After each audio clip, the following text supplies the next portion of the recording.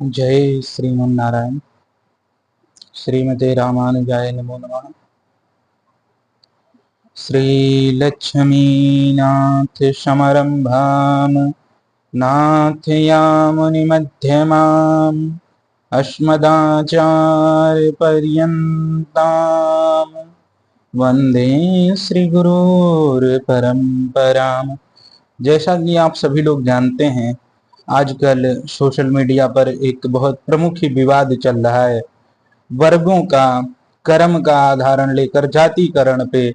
जैसे कि भगवान श्री योगेश्वर कृष्ण ने गीता के चतुर्थ अध्याय के 13वें श्लोक में कहा है, चातुर्वर्णम मया सृष्टम कर्म गुण विभाष्या तस्य कर्तारमपि माप सिद्धिम अकर्तारम अव्ययम्। भगवान योगेश्वर कृष्ण ने कहा कि चारों वर्णों की सृष्टि मैं करता हूँ, कर्म गुण के आधार पर उनका विभाजन करता हूँ। ऐसा भगवान योगेश्वर कृष्ण ने गीता में कहा। इसको लेकर आजकल के कुछ तथाकथित कथाव्यास धरा देते हैं कि वर्गों का, जो जातियों का विभाजन है वो कर्मों के अनुसार पर होता है। यह सर्वथा अनुचित है। भगवान ने ऐसा कहा ही नहीं। भगवान ने ऐसा इसलिए कहा था। अब यहीं पर एक प्रश्न विशेष उठता है कि ब्राह्मण आदि वर्णों का विभाग जन्म से मानना चाहिए या कर्म से मानना चाहिए।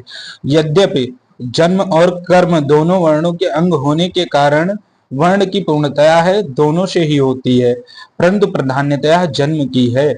इसलिए जन्म से ही ब्राह्मण आदि जातियों में उत्पन्न होने वाली संतान को उनके जन्म के आधार पर वर्ण माना जाता है, क्योंकि इन दोनों में प्राधान्यतया जन्म की है। यदि माता पिता एक ही वर्ण के और किसी प्रकार से भी जन्म में संकरता न उत्पन्न हो तो सहज ही कर्म में भी प्रायः संकरता नहीं आती है। परंतु संग दोष, आहार दोष, दूषित शिक्षा दीक्षादि कारणों से कर्म में कहीं वही व्यतिक्रम भी हो जाए तो जन्म से वर्ण मानने पर वर्ण रक्षा हो सकती है।